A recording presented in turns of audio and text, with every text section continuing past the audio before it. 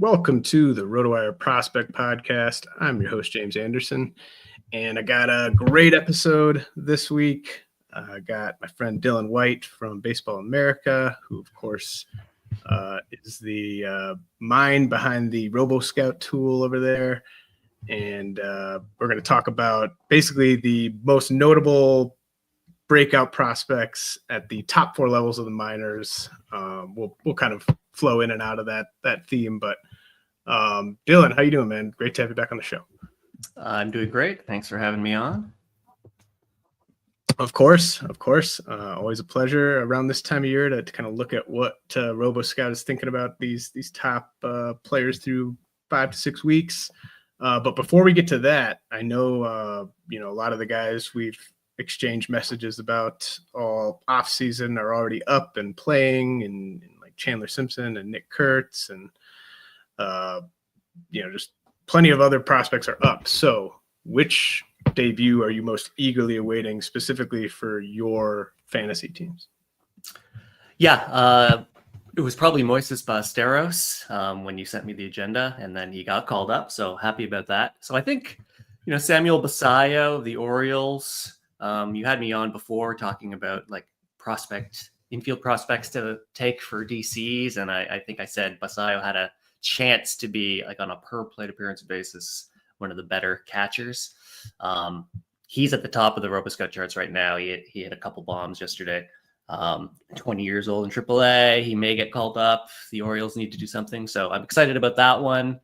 Alex Freeland of the Dodgers, shortstop, I really like. I don't really have him on any DCs. Have him in on my dynasty team. I kind of want to see that. The Devils Rejects team, we have that. Brian Slack and I have him as well. So always keeping an eye on Alex Freeland. And then for DCs, I guess, Marcelo Meyer I have in a couple places, and Quinn Matthews is a pitcher I have. So those are the main guys I'm looking for. I think we've been pretty blessed for call-ups this year. Like Nick Kurtz, Chandler Simpson, like you said, Cam Smith making the team, Christian Campbell making the team. It's like kind of everyone you were hoping for is up except Bubba Chandler and Roman Anthony, really. So how active of a trader do you have to be in your dynasty leagues to make room for all the catchers you roster? Yeah, it's funny. So in the one team that is two catcher league, 15 teams, I have like 4 catchers in the minors. Having to dump some, I was telling you before, like Jefferson Cara, I had to dump. It's just I want to get the next best thing.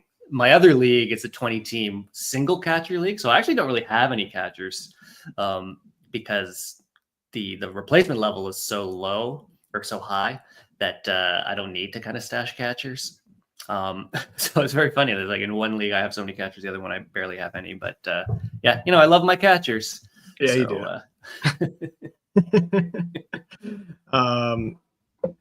Well, yeah, I mean, Ballesteros, are you thinking that that's going to be a big target for the NFBC crowd? I mean, if he goes like 3 for 16, is he just going to go for less than $50 in every league? He probably will. I think people are worried that is this only an Ian Happ fill-in? Carson Kelly is crushing it too, so it's he's not really going to be the main catcher. I don't know if he ever would be.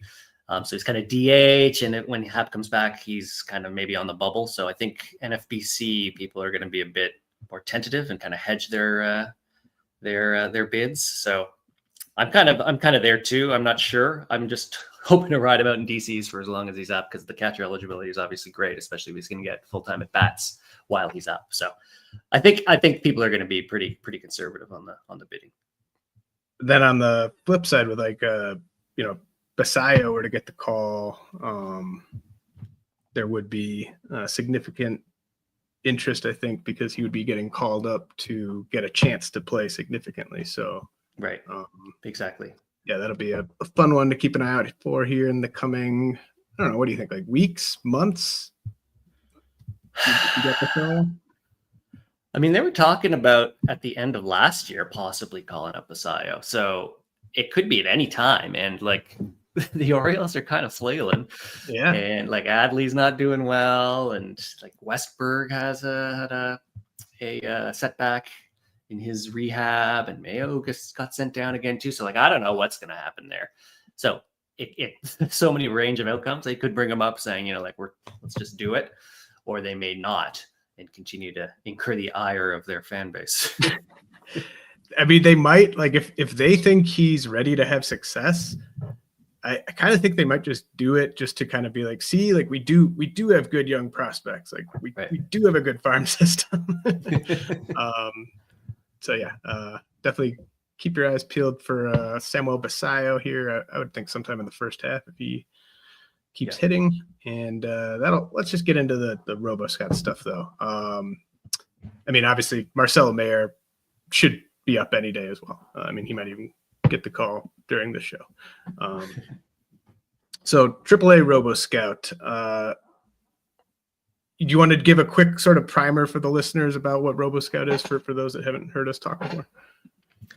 Yeah, so it's like your run-of-the-mill stat line scouting tool.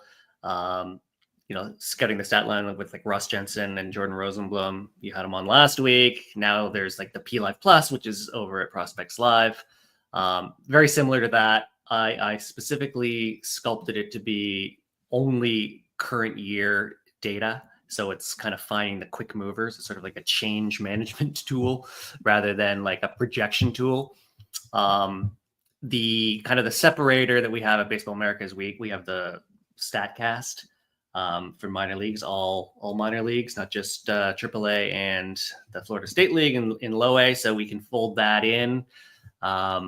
Different weightings, you know, at the lower levels, I kind of put more weight on the StatCast as opposed to the actual performance. So like that gets the Jesus Mades and the Edward Florentinos and Rainiel Rodriguez is kind of, they come up because they have the underlying data that is not kind of corrupted by the poor Dominican pitching or like the high walk rates you may get because pitchers don't have command down there. Anyway, so I fold that in. And yeah, basically it's a 0 to 100 scale at each level. That's another thing I do is I have it per level. So you can kind of use the information the way you want. If you're in a win now, you're going to kind of focus on the AAA. It was something I came up with out of necessity because if you do like a 3-year window, then like the DSL guys are never going to even have any fantasy value. And so like, how do you weigh like peak projection, but you have to wait a long time. So it's just like, let's just go by level. This is the ranking system. So if you want to kind of see what like the top DSL or top complex guy is compared to the 10th best AAA guy, like you're not going to find it there. You're going to have to kind of do the decision making on your own based on the team you have. So anyway, all that to say, it's a model based on performance and StatCast for prospects based on their current season performance. Very well said. And I did get a comment in the chat. Someone wanted to know about Dalton rushing. He says he also rosters Smith, and so he doesn't want an injury call up. I mean, I think you're going to need an injury for rushing to get the call. It wouldn't necessarily have to be Smith. It would probably have to be one of Smith, Freeman, or Ohtani, but I don't think rushing's coming up without an injury to one of those three, unless you disagree. No, that sounds about right. And so let's get into some more players here. My question was, who are a couple AAA hitters that people can get excited about coming up this summer other than Roman Anthony? But I think we kind of covered most of those guys, you know, the rushing by Basallo, Marcelo Mayer, Alex Freeland, I guess we didn't talk that much about. You know, he plays the right position, I think, for the Dodgers to find room for him sometime this year. They've obviously dealt with the Tommy Edman injury and Hai-Seong Kim's playing, and you know, Mookie Betts is playing a ton of shortstop, but Freeland just being a shortstop who could theoretically play other infield positions, I think he would be well positioned if they wanted to give him the call. But I mean, I'm not really seeing. Are you seeing like a high short-term fantasy ceiling, even if Freeland were to get the call, or would he be more of one of those guys where like he might hit bottom third of the lineup. Maybe he's not playing truly every day, and then maybe 2026 is more of a year for an Alex Freeland type. Yeah, I think that's about right. It's more of a long-term play. He's 23. He plays a good shortstop, so he's probably going to be, a full-time guy for a while. Whether or not at shortstop, I don't know. This year, he's not doing the greatest in AAA right now. His StatCast stuff, his contact's a bit down from last year. So it's like he's not like knocking down the door and really forcing the issue right now. So they can slow play him because he plays a good shortstop. They could probably move him around. They can have him play maybe second, maybe third. So yeah, it's not really a thing that we're clamoring to have him up because we think he's going to make a huge difference on your fantasy team. But it's nice to get him a taste in the majors and have him start his career.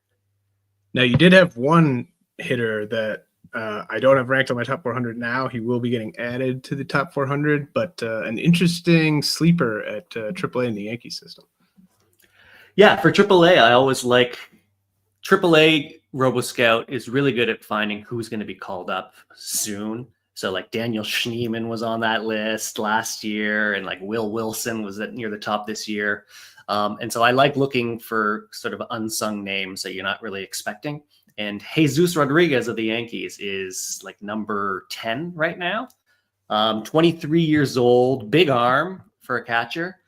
Good pop times. He's not the greatest framer or blocker, but he's got a good arm. So he could be a good backup this year. He has a 160 WRC plus, 23 years old, 98 plate appearances. He chases a bit. He's a bit aggressive, but his contact's quite good. He has like an 80% contact rate, which is better than average. It's almost plus. His in-zone contact's like 90%, which is also plus. So, he chases a lot, but makes contact. The exit velocities are fine. The barrel rate's not the greatest. His pull launch angles, negative. So it's not, he's not kind of idealizing or optimizing his big swings, but he has even though he chases a lot and is aggressive, he has a higher walk rate than strikeout rate. So like he'll be a good OBP guy. And because he's young, it's kind of a dynasty asset that, you may want to get an eye on. So I grabbed him in one of my leagues just because I know he will be up. And, maybe you can swing him for some value, immediate value when he gets called up. And, he may stick a catcher. I know Austin Wells is doing a pretty good job. So he maybe be a backup, but the bat seems to be able to play on base and kind of above average major league bat right now. I think Steamer has him as a 97 WRC plus right now if he got called up now. So that's at age 23. You can expect some growth. So at peak, he'll be above average. So an interesting name considering he's not on any lists. I think he's number 30 on our Yankees list at BA. And Jesus Rodriguez has gone 6 for 7 on stolen base attempts in 29 games this year. So that's notable for a catcher. And Dylan, speaking of catchers, got some breaking news. I've been proven wrong in about 90 seconds or 2 minutes, 3 minutes, whatever it is. Dalton Rushing has gotten the call. And Dalton Rushing is going to presumably spell the struggling Michael Conforto, I guess. So, obviously Teoscar's on the shelf, Tommy Edmonds on the shelf. Should people in shallow leagues rush to pick up Dalton Rushing now? Or do you see the playing time being still a little iffy? Yeah, I don't know. I don't think anything has changed in terms of the playing time outlook other than he's now up. Yeah, I don't know. I think it's I'm kind of glad it's like Wednesday that he's up. So by Sunday, we can kind of get an idea of how they're playing him. That's good. Like if it was Saturday that they called him up, it's like, I don't know what's going to happen here. So I think we'll have a lot more information come the weekend, of course. But that's good. I'm glad they called him up. He had started off slow in AAA and he's kind of picking it up now. So I'm kind of glad. He was one of the top performers last year, like from the StatCast perspective too. Like he was red all across the board of what I liked. And so I'm glad he's up. I'm very curious to see how he does. Yeah, Rushing's 2024 minor league performance was really kind of statistically infallible. And if you just X out his first 5 games of the year, because he had a 5K, he had a platinum sombrero on April 3rd. But in the 26 games since he struck out 5 times, he's hitting 330, 441, 538, 17% walk rate, 18% strikeout rate. So rushing is certainly dialed in. And just from a pure talent standpoint, one of the best hitting prospects in the game. It's just kind of a playing time question with him. Yeah, I mean, last year, looking at the Statcast, like he was good against all pitch types. He was good against good fastballs above 94 miles an hour. Like it was just, he didn't really have any flaws in his game. So it was weird to see him start off so slow at 5Ks, especially. So good, we're starting to see him actualize into what we think he is. Now, rushing, certainly a guy that came into 2025 with a ton of hype. I mean, rushing had hype in the very first draft champions of the season. Everyone was excited about him. But Nathan Wiles on Atlanta is someone who I didn't even have on my Atlanta like spreadsheet coming into the year. He's the first pitching name you wanted to talk about at AAA. So what can you tell us about Nathan Wiles, 26-year-old righty in the Atlanta system? Yeah, so he was on the Rays as in the bullpen, I think, and they traded him for cash considerations. And yeah, like same thing with which I said about the AAA RoboScout for hitters. It's good for call ups. It's also good for pitchers as well. And there's always names at the top of the AAA pitching that I'm always skeptical of. Like this person's not going to perform. Like Michael McGreevy was up there. Chad Patrick was up there last year.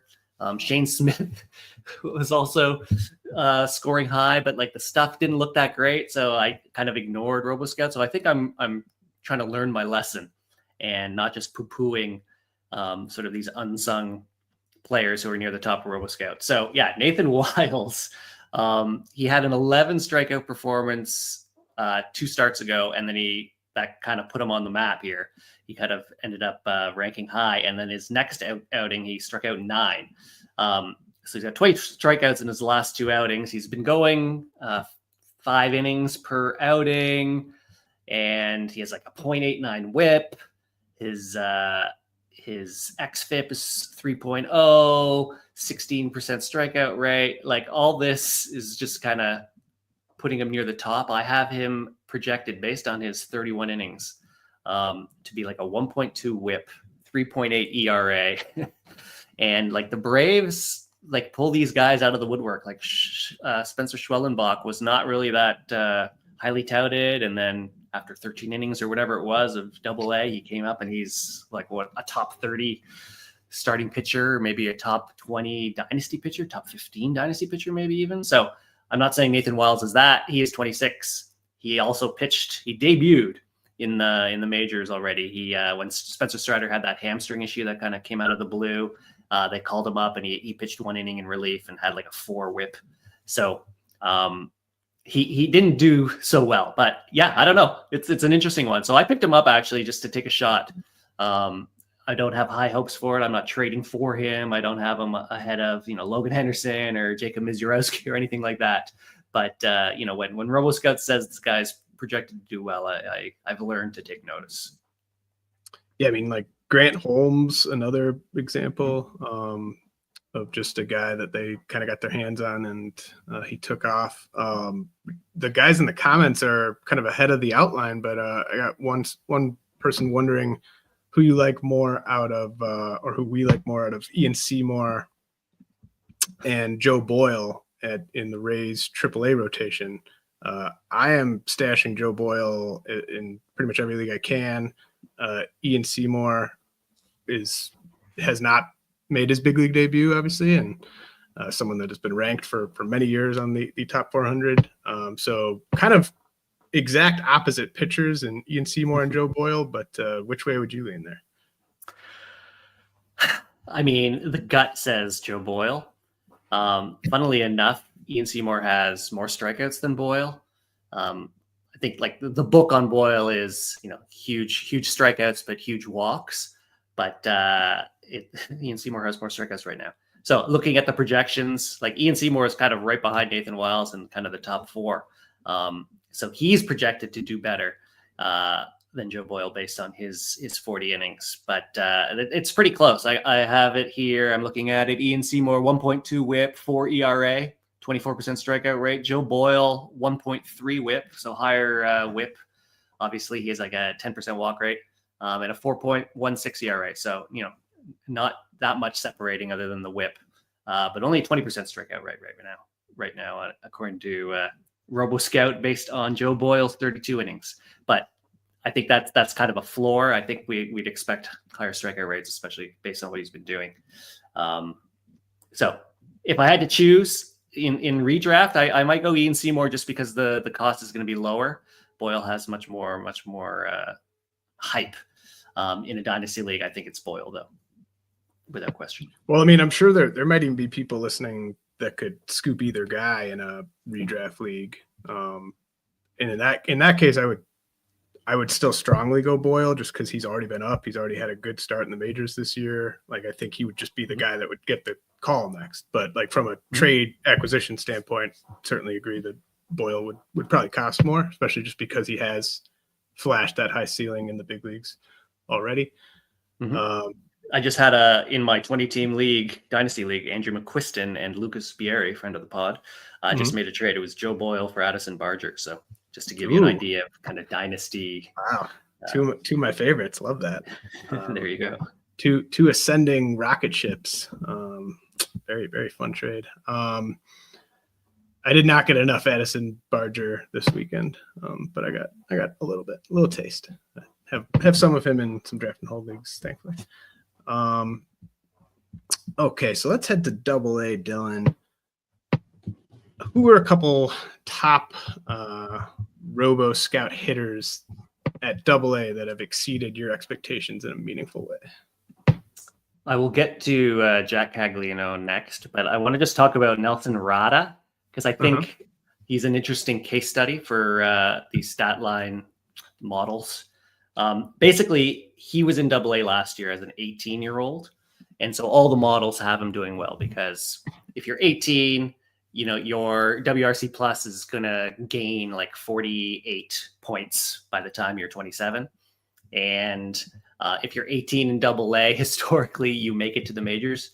I know that's kind of tautological because it's usually the really good guys that make it to Double-A at the age of 18. So just by sheer being 18 doesn't necessarily mean you're going to be in the majors, if you understand what I'm saying.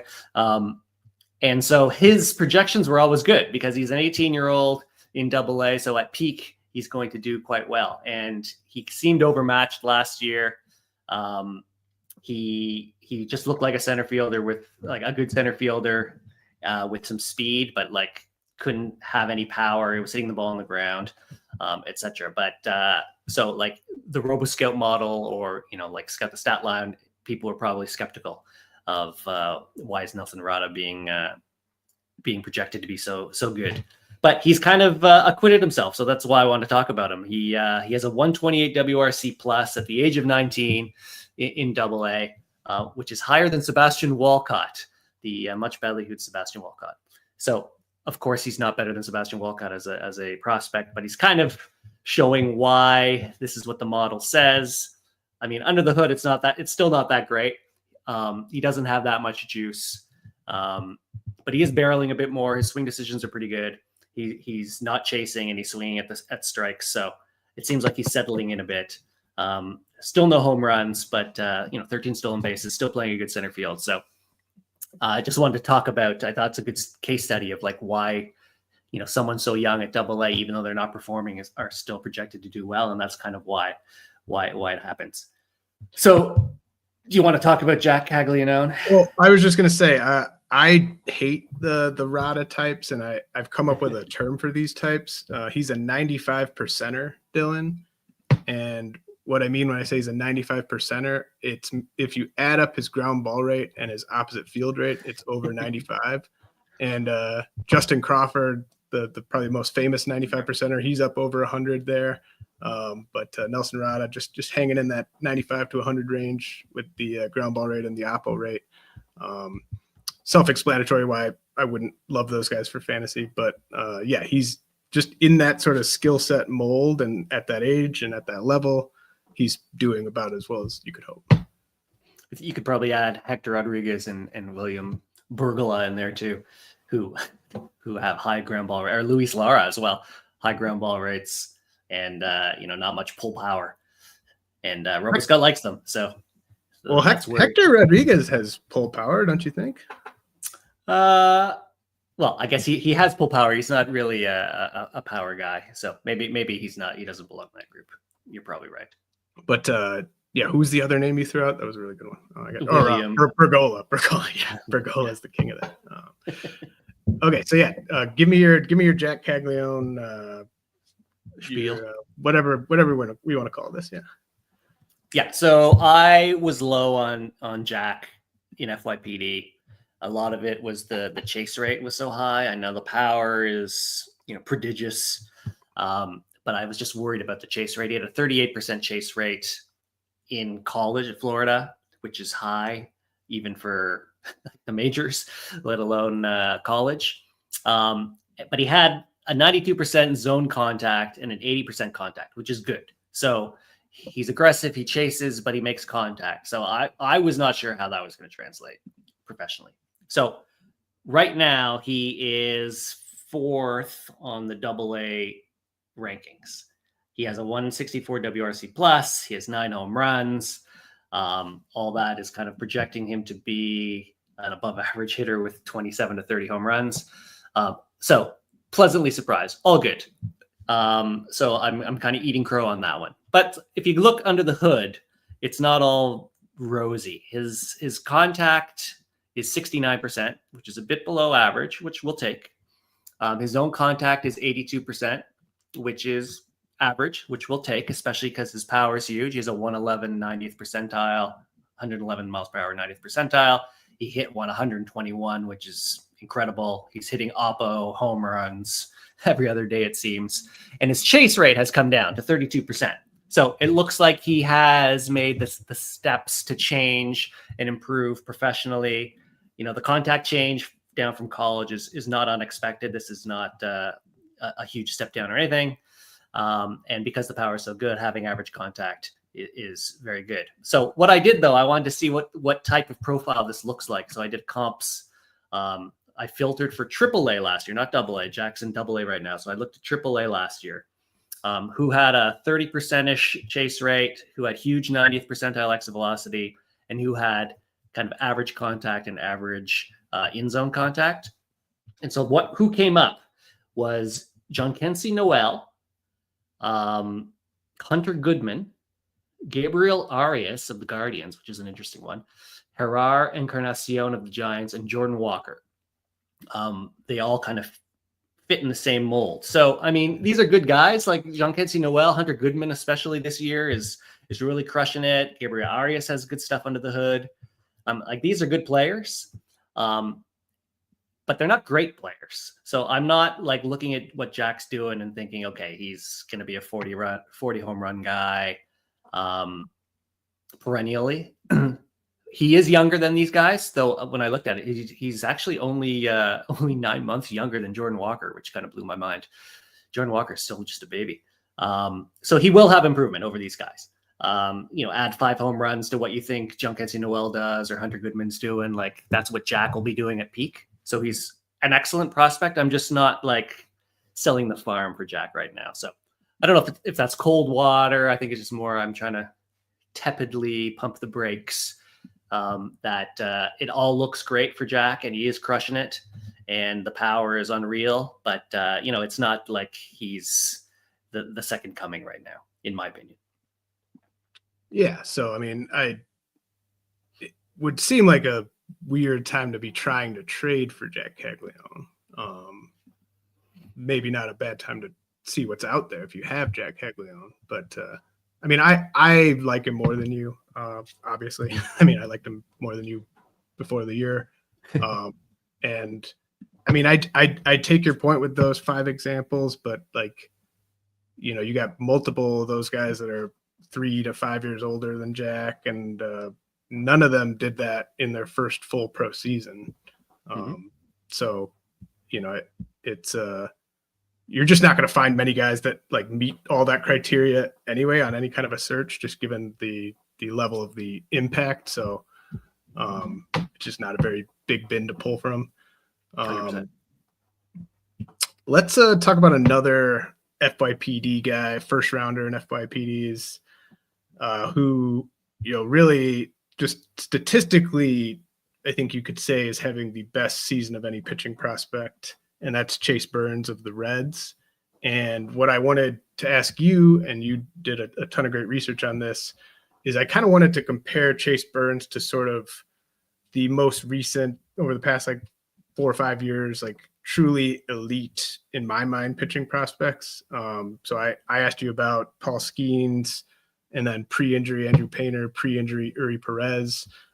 You, I think, very wisely added in Hunter Green to the mix, since they'll be pitching in the same home park and have probably some of the most similar stuff of all these guys.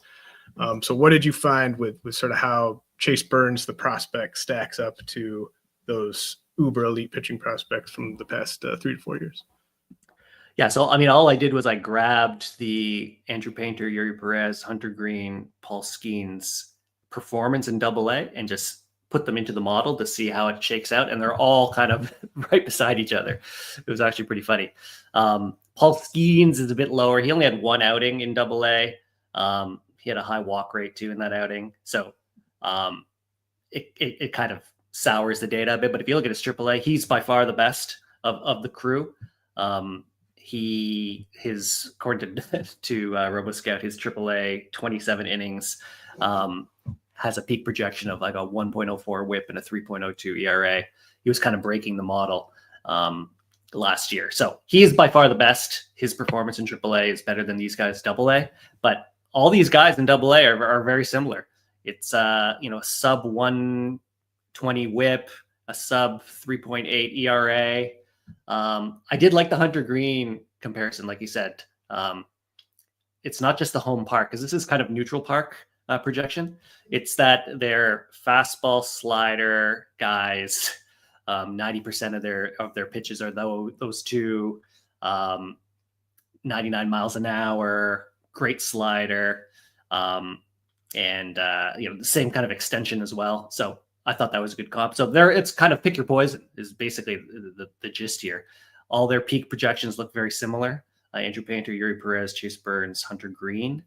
But that was before his outing today, which was 7 strikeouts, no walks over 5 innings. So Chase Burns might actually kind of rise to the top.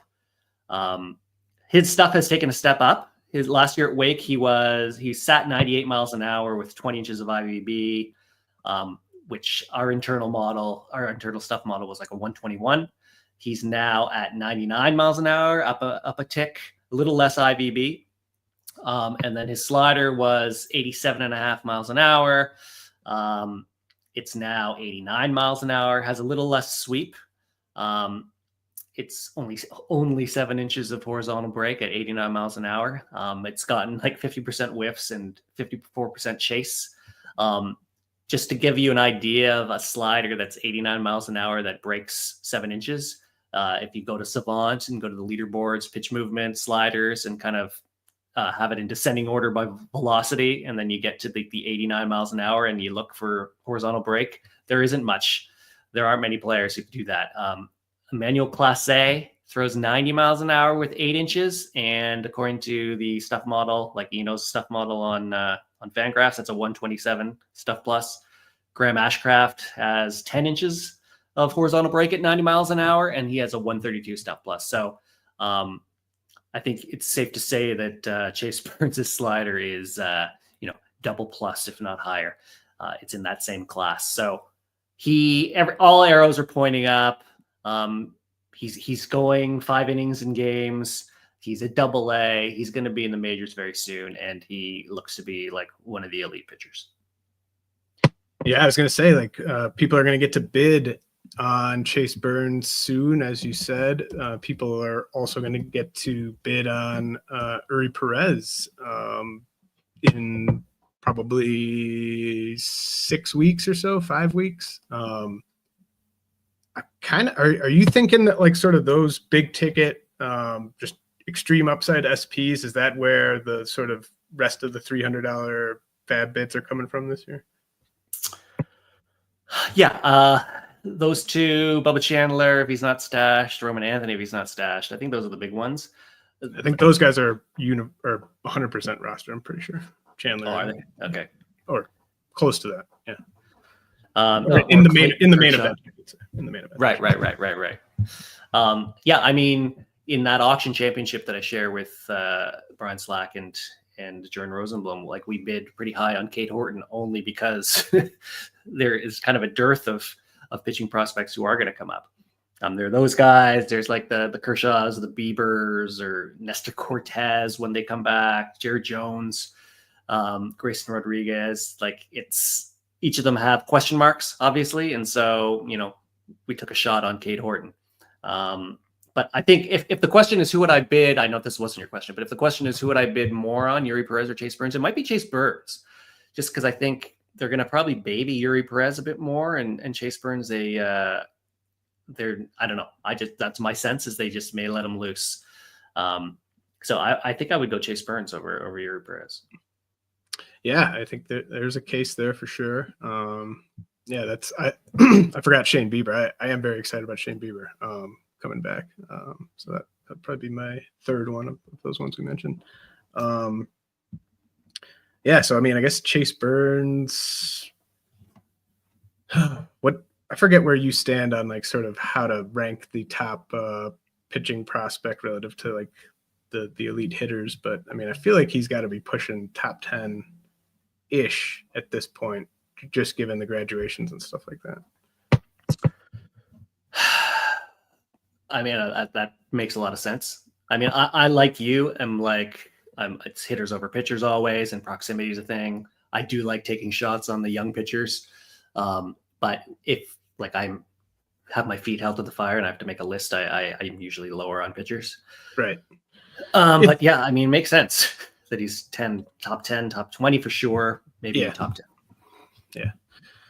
Yeah. So if you could only roster one AA pitcher besides Chase Burns, who would it be? Yeah, so I mean, it's like go to my friend RoboScout, and it's Jonah Tong. It wouldn't have been Jonah Tong last week, but after his 13 strikeout performance, he had like a perfect game through 7 innings. He's basically in a tie for Chase Burns, tie as of yesterday with Chase Burns. Just a guy from Canada who's got a great fastball, kind of a outlier fastball. It's not 99 miles an hour, but it has great ride up in the zone. And with his 44%, is it 44%? 45% strikeout rate after 28 innings. I took a look again. I did some comps since 2006, AA pitchers who are 22 or younger, who have thrown at least 20 innings, ranked by K percentage. The 4 pitchers since 2006 that have a higher strikeout rate than Jonah Tong are Cam Bedrosian, made the majors, Tarek Skubal, pretty good pitcher, Francisco Morales made the majors, Kenley Jansen made the majors. So three relievers, but also a Cy Young winner. So it all looks good. I made a comment so every week I write a RoboScout article for Baseball America, and I wrote a comment that although Jonah Tong has a 12% walk rate, and so that kind of looks like relief risk, Tarek Skubal in his year when he was 22 in AA, he had an 11% walk rate. So it's not a kiss of death yet, but either way, Jonah Tong probably will make the majors. And according to RoboScout, it's only 28 innings in AA, but he has a projected peak of 1.2 WHIP and a 3.5 ERA. So it all looks pretty good for Jonah Tong. So I had him in a dynasty. I dropped him for the next shiny thing, thinking there was too much relief risk, and obviously I regret it. I hadn't thought about Francisco Morales in years. That's a fun blast from the past. Like to keep you on your toes. I remember being really excited about Francisco Morales and his 11% walk rate at Single-A back in 2019.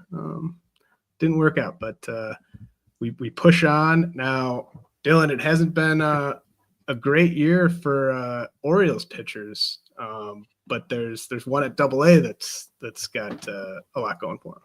Right. Yeah. Thank you. I forgot I made a note about him. So Braxton Bragg of the Orioles is someone who's pretty unsung, I would say.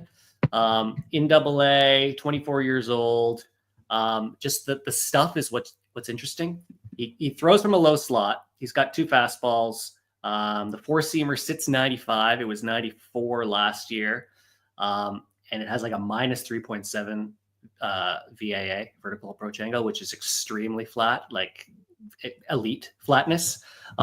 And it has like a foot of arm side run. He also has a sinker, which has like 18 inches of run.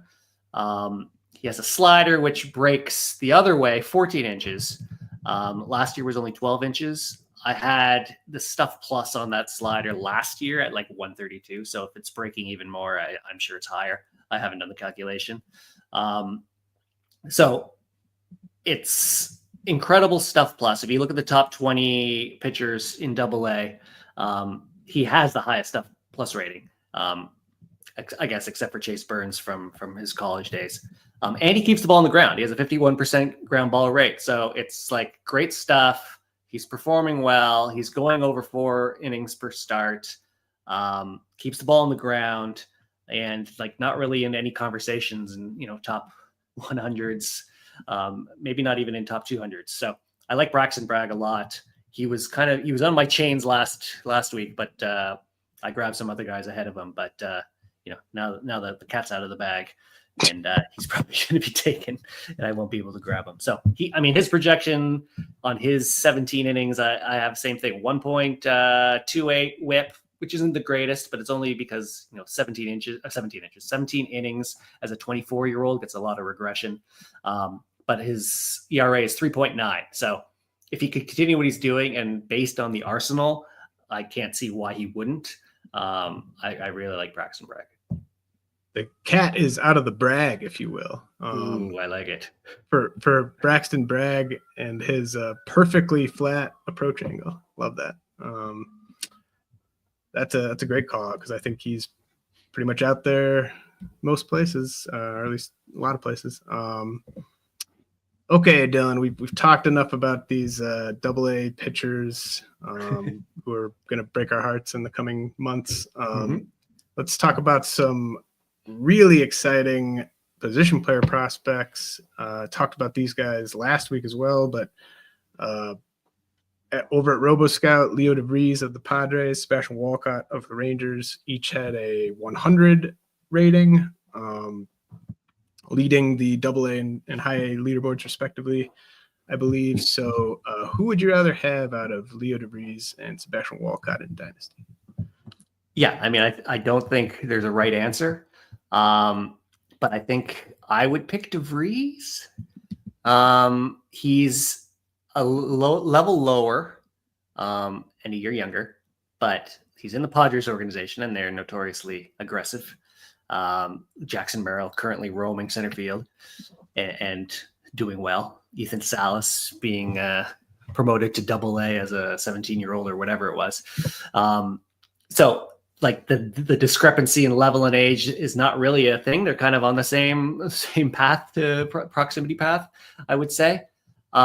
I plugged in Sebastian Walcott's high A performance from 2024 just to see how it measures up to DeVries, and he's a bit behind when you project out. So I have DeVries at a 275 batting average, 350 OBP, 25 home runs, 7 stolen bases.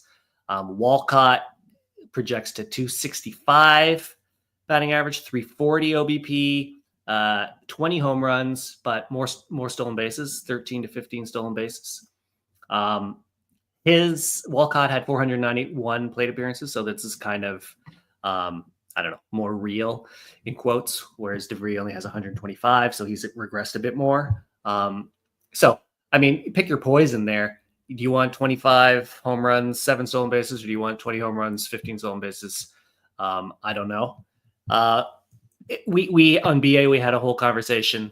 JJ Cooper, Jeff Ponce, and Josh Norris kind of made their case for Jesus Made or Leo DeVries or Sebastian Walcott. And like, it's a very compelling argument. You can pick, do you want the twitch of Jesus Made and the upside power. You want Walcott's huge power, but maybe he won't stick it short. Or do you want Vries like hit tool? That just looks like his approach looks great and his hit tool looks great, but maybe not as much thump in the bat. So, I mean, all that to say is I think I like Vries better. But like you're like, they're all great. Not as juicy of breaking news as the rushing call up, but Sebastian Walcott just homered for the 4th time and 2nd day in a row at AA. So I take it back. Good job. Walcott over Vries.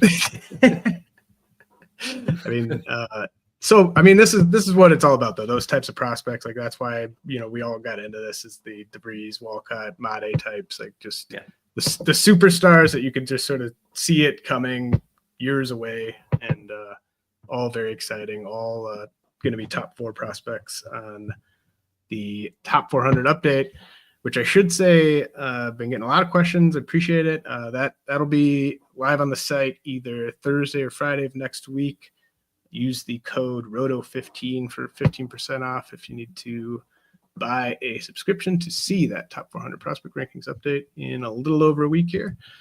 I highly encourage the listeners to do so if they don't. I'm sure they do if they're listening to this, but one of the best there is. So, and you didn't pay me to say that. So, oh yeah, I mean, appreciate it. And if you're listening and you're not subscribing, you should definitely be subscribing to RotoWire. And if you're listening, also throw a like on the video, or watching, throw a like on the video and subscribe to the RotoWire YouTube channel. That'd be appreciated too while we're plugging stuff. Okay.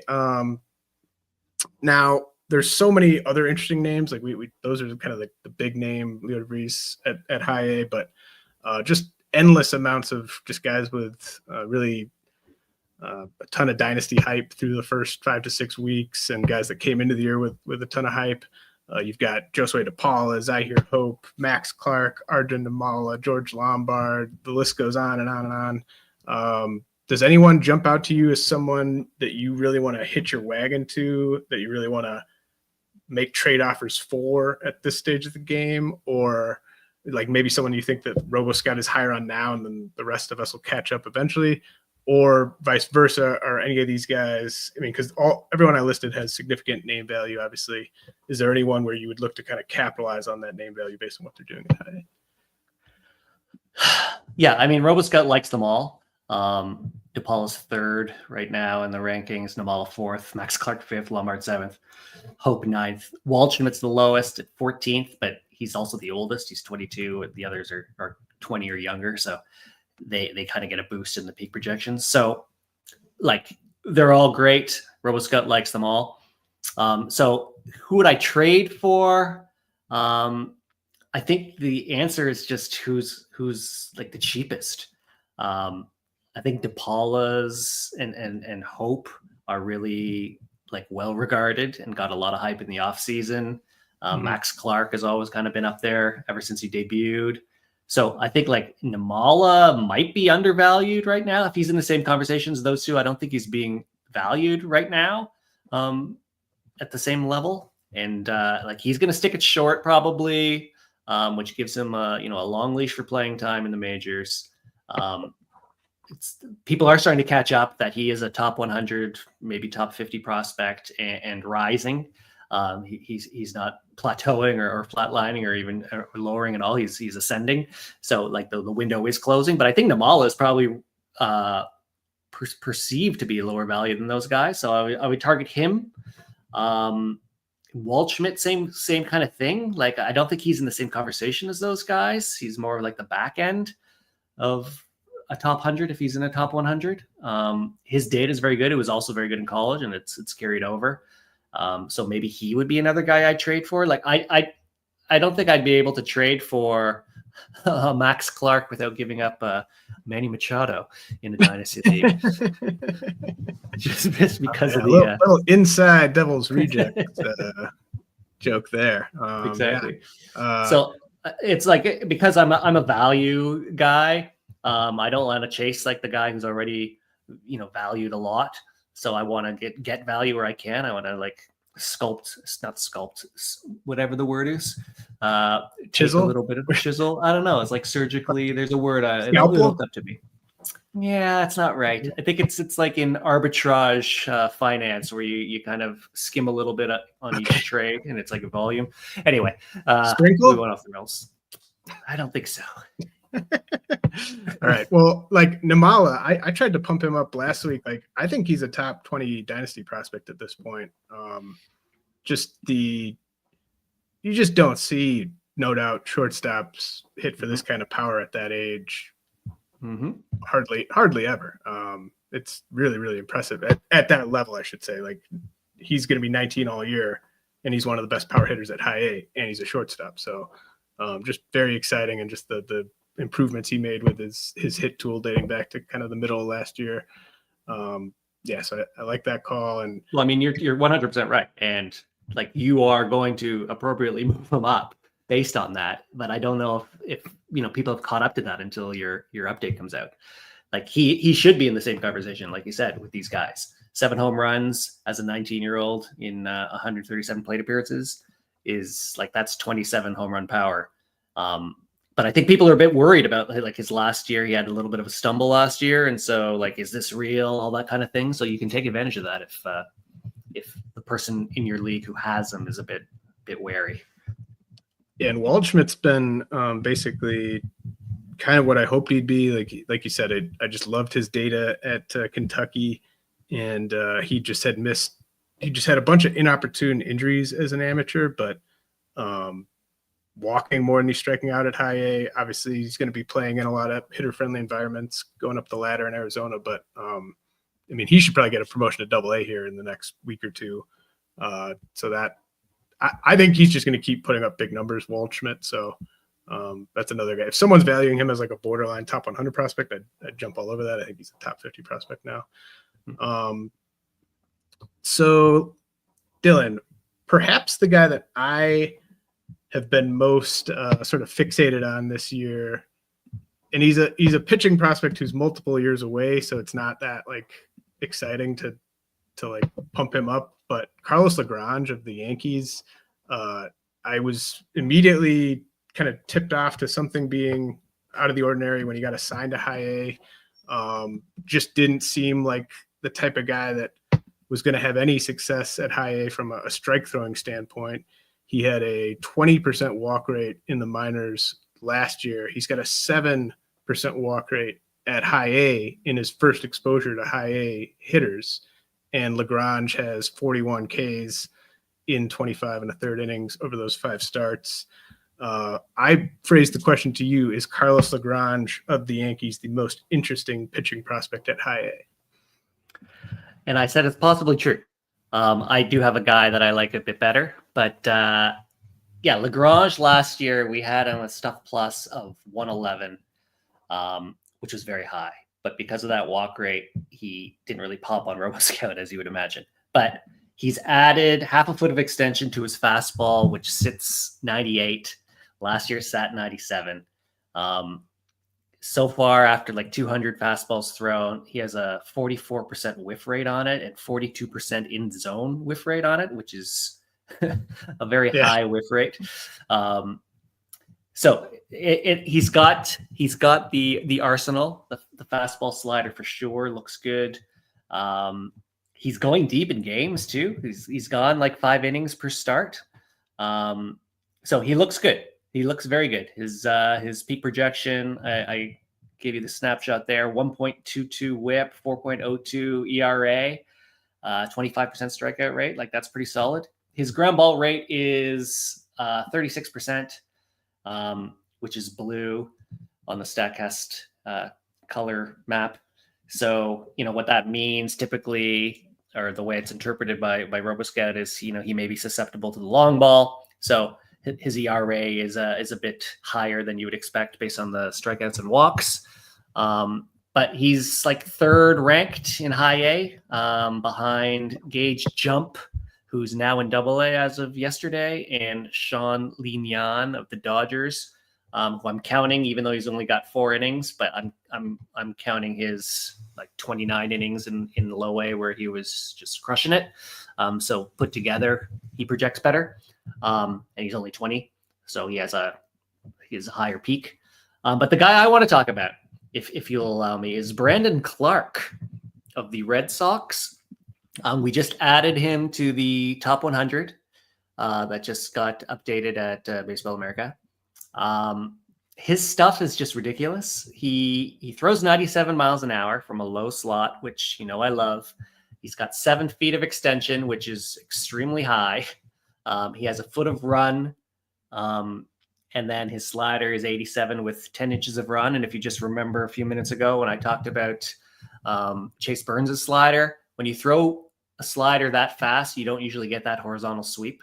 And he has 10 inches compared to Chase Burns' 8 inches at 87 miles an hour. So it's a bit slower, but he's got he's still got the same kind of elite group of major leaguers who throw 87 sliders that are 87 miles an hour with 10 inches of run. So like Graham Ashcraft, I mentioned, Emmanuel Clase, I mentioned, but like Abner Uribe, 87 miles an hour with 10 inches of sweep. His stuff plus is 136. Mason Miller is 87 miles an hour, 9 inches of horizontal, and his stuff plus is 128. Like maybe in a vacuum saying the stuff plus isn't that accurate because it's kind of paired with the fastball, with like how it pivots off the fastball. So, take it with a grain of salt, but still, Aroldis Chapman, 87 miles an hour with 8.5 inches, and his stuff plus is 155. So this is the cream of the crop of sliders.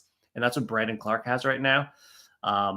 22 years old. His ground ball rate is 64%. And I think I saw something where it's like the non-ground balls on balls in play have been like 5 infield pop-ups or something like that. Like he's just completely dominating. He was at low A for a bit. Now he's in high A. Just from a stuff perspective, he's just a monster. And so he's the interesting high A pitcher for me. Yeah, that's all very fair. Good to have a little Yankees and Red Sox representation. Exactly. I feel like Red Sox pitching prospects might be my new catching prospects, where there's too many of them out there, and all the guys I'm going to be adding to the top 400 from the Red Sox system are all pitchers, and I think 5 of their top 9 prospects coming into the year were pitchers. And obviously not a good place to pitch, but they obviously are doing a great job developing pitchers. Okay, let's. So are you? If someone asked me where I'm going to put Brandon Clarke on the top 400 update. I haven't gotten to that stage of things yet, but I'm thinking kind of like borderline top 100 for fantasy. I don't know. Where are you kind of? If you're trying to acquire Brandon Clarke, does that seem about right? Or top 150? Because I'm definitely going to have Lagrange top 150. I'm going to have those guys pretty close to each other. Yeah, I mean, he's only going like 3 innings a start. They're kind of babying him a bit. I think internally the Red Sox have like Peyton Tolley ahead of him, who also is on our top 100. I like Brandon Clarke just for the upside. I mean, Tolley has like the stats I read out for Brandon Clarke, like Tolley's almost up there as well. Like his extension's even higher, and it's just he's a monster on the mound. But I think Brandon Clarke is a top 100 prospect. If I had to make a top 100 list, he's probably at like 100 to 125. Just because I think realistically and like predict probabilistically, there are others who are probably ranked higher with their 50 percentile, but his ceiling just seems so high. And I do think the thing about the Red Sox and like they have a lot of pitching prospects is a real thing. I mean, they have Luis Pena, they have Juan Valera, they have Jetixon Paez, they have Connolly Early, your friend.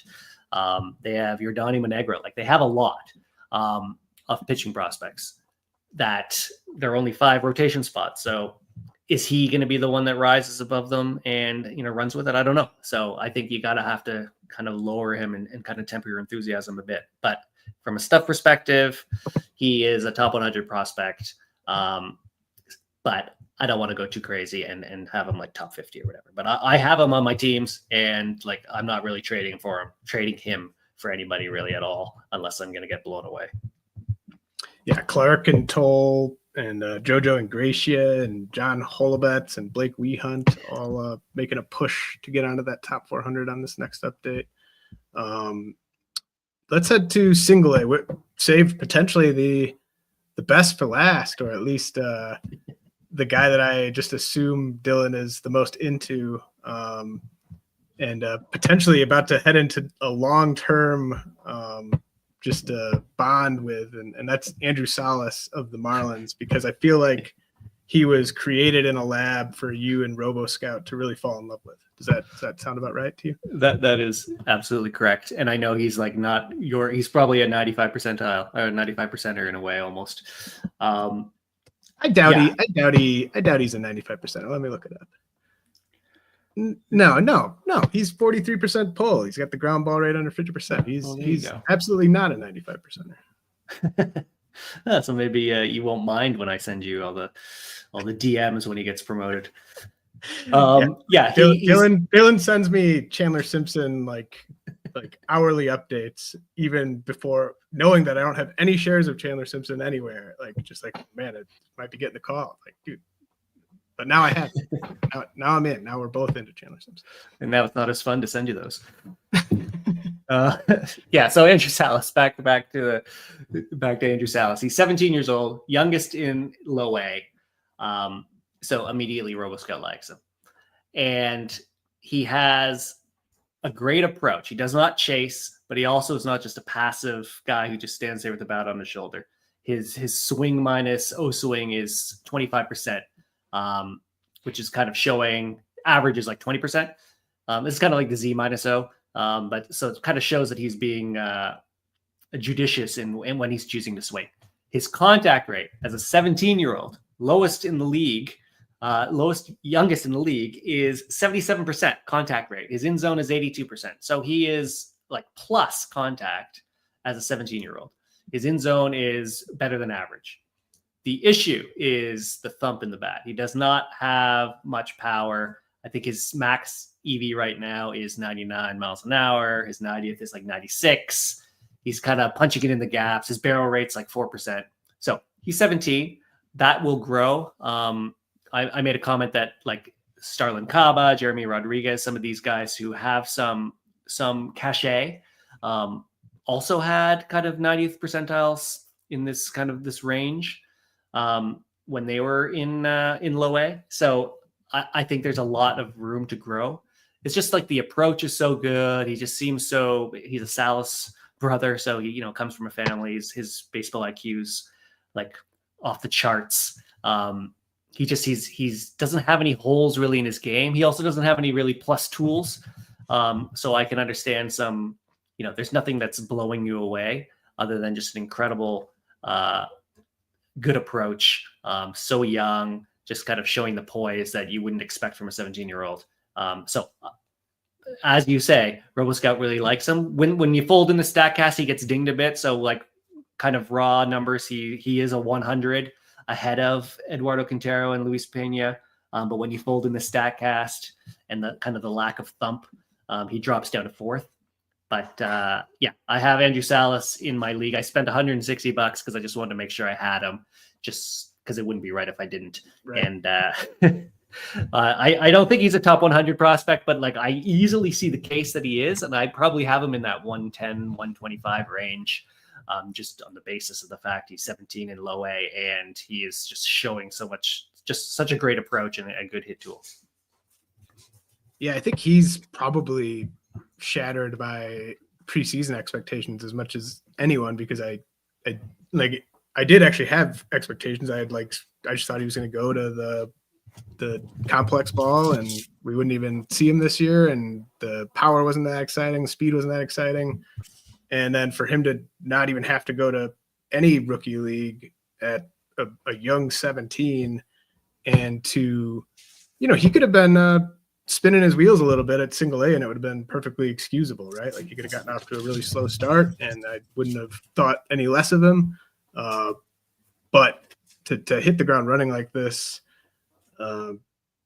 very, very fun story. And, maybe we'll finally have a Salas brother who is known for something besides their baseball IQ and their poise and their defense. Maybe one of these guys will actually do something that we care about. Okay, so I know you listened to a bit of last week's pod with Ross, and I just wanted to kind of get your take on some of the guys we talked about at the end there, because I do think it really sort of opens up in terms of when I'm putting together the top 400 update. I mentioned like those top 4 to 5 prospects, but then I think there's just so many exciting 18, 19, 17-year-old shortstops with all kinds of pedigree and all kinds of tools. And we talked about Mate, who we've already talked about. We kind of skipped that, but Luis Pena, Slade Caldwell, Braylon Payne. We talked about the 2 shortstops from last year's FYP, Bryce Reimer, Connor Griffin, etc. Did you have any sort of thoughts on just sort of how you sort of see the hierarchy of those Single-A tooled up teenagers?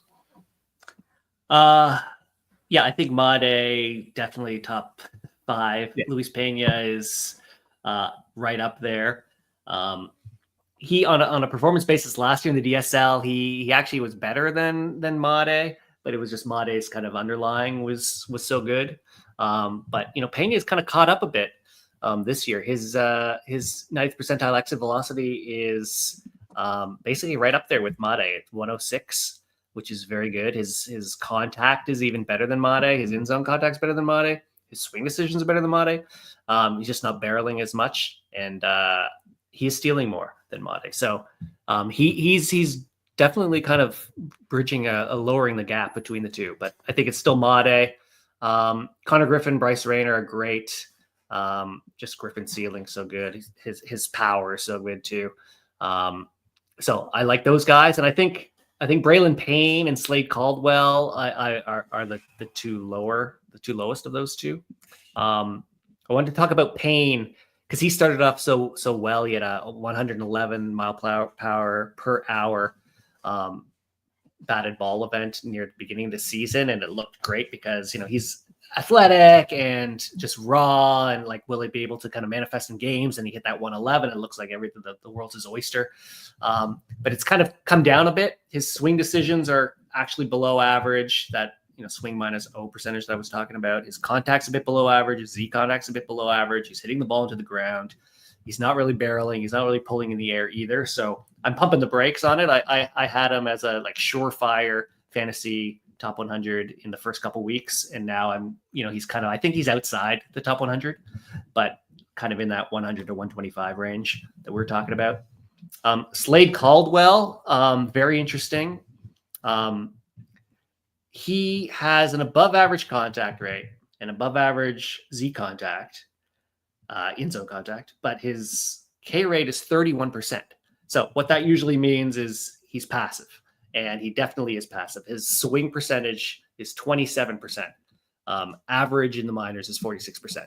He has the second lowest mark for swing percentage of anyone in the minor leagues for more than 50 plate appearances. So he's extremely passive. So it's kind of like the Emmanuel Rodriguez situation where doesn't swing at anything, finds himself with 2 strikes, and then he strikes out more than you would expect from his contact rate or his swinging strike rate. So that's why Caldwell's weird. If you're just looking superficially and see like the 31% strikeout rate and like, oh, that doesn't look great, but his contact's good. It's just he's being passive. The exit velocities are totally fine. He doesn't pull it in the air. He does hit it on the ground, but he has a 175 WRC plus as a 19-year-old. So he's going to be a high OBP bat, double-digit power. He has 2 home runs right now, 7 stolen bases, so he's going to have double-digit speed.